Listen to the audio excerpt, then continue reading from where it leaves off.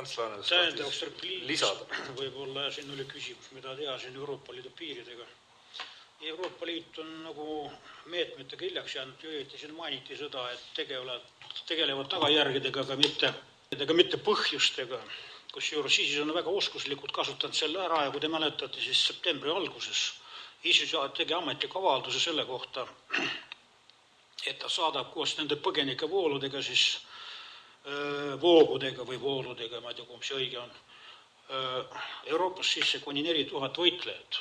Algul ka suhtuti üpriski kergelt sellesse asjasse, et ähvardavad šantaaž või midagi sellist, nagu me näeme sündmustest, ei ole kaugeltki šantaaž ega mingi kerge suhtumine, et paistab, et ISIS, kui on midagi ütlen, siis nagu täidab ka.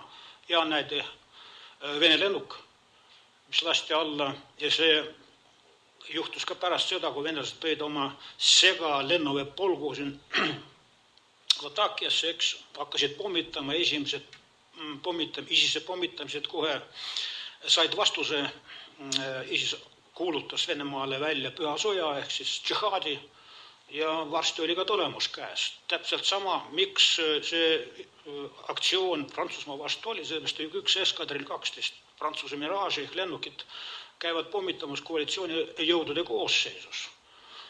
Selles mõttes on praktiliselt nüüd rakendatud ISISe need rakukesed, mis tal on üle maailma laiali, sest me peame seda ka silmas pidama, et ISISe poolt peetav sõda ei ole konventsionaalne. Siin kasutates kõik võimalikke meetmeid ja nüüd nad, nagu ma ütlesin juba ja kordan veel kord, kasutavad väga oskuslikult ära need põgenikke, kes siia sisse tulevad.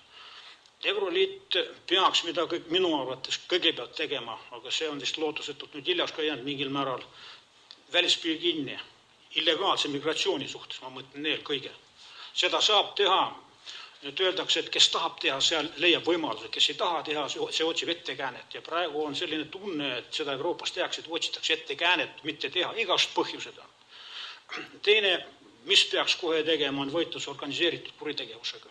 Sellega on seotud Kreeka kahtlemata, sellega on seotud Itaalia teatud, ütleme isegi võimuringkonnad. Ei ole kahtlust selles. Kui seda tegema ei hakata, siis sellepärast, et see on äriks muutunud. Kui vaadata põgenike voogu, siis ligi 50% neist ei ole mitte sõjapõgenikud, aga on mugavuspõgenikud sisuliselt, kes tulevad siia nii-öelda parimad jahimaid või ma ei tea, tõotatud maad otsima. Kolmas asi, mis on tegemata, jällegi, ütleme, Euroopa möödapanek, ütleme, see oleks võinud alustada juba filtratsioonilaagritega, ehk siis suuremate panustega, ütleme, põgenikega tegelevate riikidele rahaliste panustega, nagu Türgi, Libanon. Need olid ju veel möödunud aasta, mitte isegi miljardites, aga miljonites, kümnetes miljonites, ütleme, eurodes või dollarites loetavad. Nüüd siis, kui juba siin sees on ligi 1 miljon inimest, see läheb juba kümned ja kümned miljardit maksma Euroliidule. Ja pluss teine ka, et on täielikult sisepoliitiline olukord tasakaalust väljas, ütleme, tervikuna. Muidugi oleks pidanud ka siis, kui ISIS seda avalikult välja ütles, et septembris oleks pidanud tugevdama julgeolekumeetmed Euroliidus. Jäädi ootama. Nüüd Prantsusmaa on käes. Sisuliselt ühe kuuga oleme kaotatud üle 350 inimese. Teisi ilma läinud, ma mõtlen lennukid pluss prantslasi. Ja mis on üks veel, kui olid filtratsioonilaagrid, oleks tehtud olnud, siis oleks saanud ka vaadata, kes on sõjapõgenik, kes on muidu nii-öelda majanduspõgenik. Sõjapõgenik loomulikult peaks Euroopa vastu võtma, selles nagu ei saakski vastuväidet teistel kellegi olla.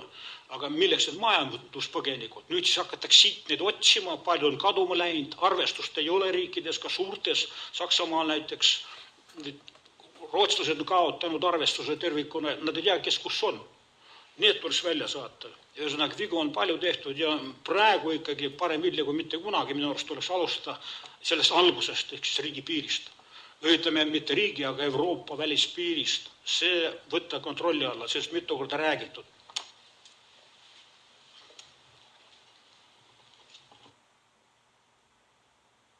Kirsipuu, ja olen väga tänulik teile, et te täna selle nõuspidamise siin tegite. Kuigi midagi eriti uut ei kuulnud, aga mõned asjad said õige järjestuse ja ma jätkaksin praegu sealt, kus Ants Laaneots lõpetas. Nimelt, me oleme ise teinud palju suuri vigu.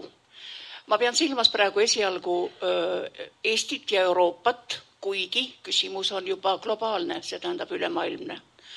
Ma mäletan, kui ma 92. aastal tulin Riigikokku, siis loodi siin üks niisugune grupp, kes pidi hakkama vaatama, kas Eesti, Läti ja Leedu ei oleks need kohad, mis muutuvad puhvriks nendele sõjapõgenikele, kes tulevad idast, tookord mujalt ei olnud nagu tulemas, kes selle tulid läbi Venemaa, et nendel on juba nii palju tulnud neid põgenikke, et nad ei suuda nendega midagi talitada. Muide, nendega oli huvitav rääkida. Need olid toredad mehed Rootsist eriti, kes ütlesid, et me avasime oma piirid nendele põgenikele lootuses, et nad integreeruvad meie ühiskonda. Mis on tegelikkus? Tegelikkus on see, et nad lõid oma asumid ja rootslased hakkasid integreeruma nende ühiskonda. Kui te praegu vaatate, kui palju on läinud Põhjamaadest, teistest Euroopa riikidest, põhielanikke, kellel on kodakondsus või ta soovite, sinna ISISesse, siis sellest, et nad ei ole rahul sellega, mis nende riigis toimub. Ja siit minu esimene tees. Ma arvan, et Eesti peaks pöörama palju rohkem tähelepanu sellele, millest oli siin vilksamisi juttu. Ma ei mäleta, kes see täpselt oli, kes ütles, et ISISe sõda ja see, mis toimub Iraagis, on praegu suuresti tingitud sellest, et seal on vaesus ja harimatus.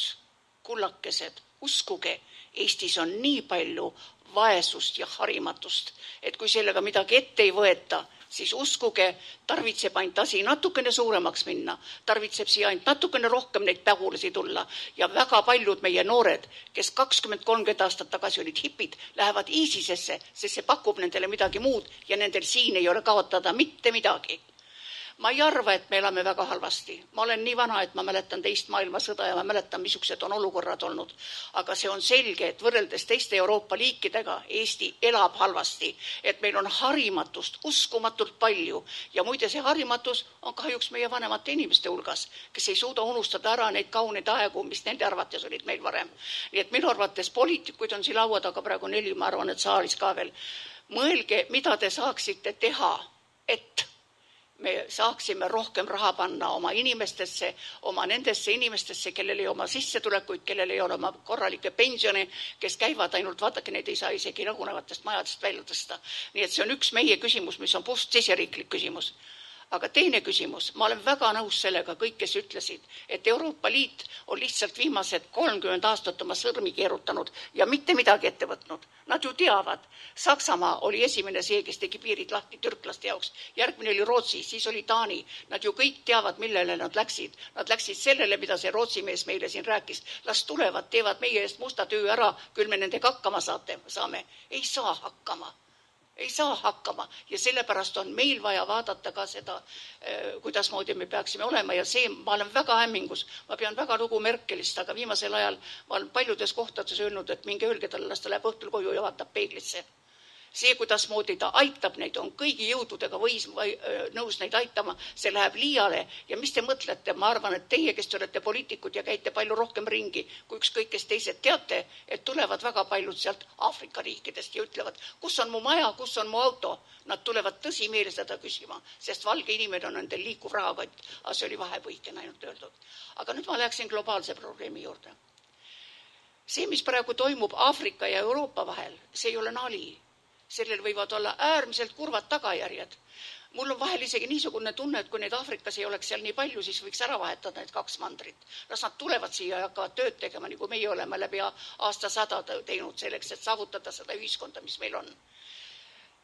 Suur hulk on ka Aasia inimesi, kes ju on samasuguses olukorras. Ja minu küsimus on teile, poliitikud, ja kõigile teile, kes te puutute kokku kõrgemate võimudega.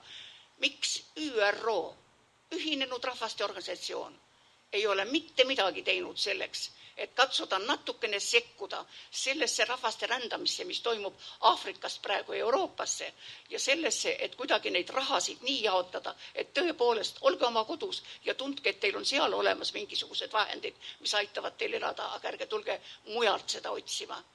See on minu ettepanek teile. Aitäh!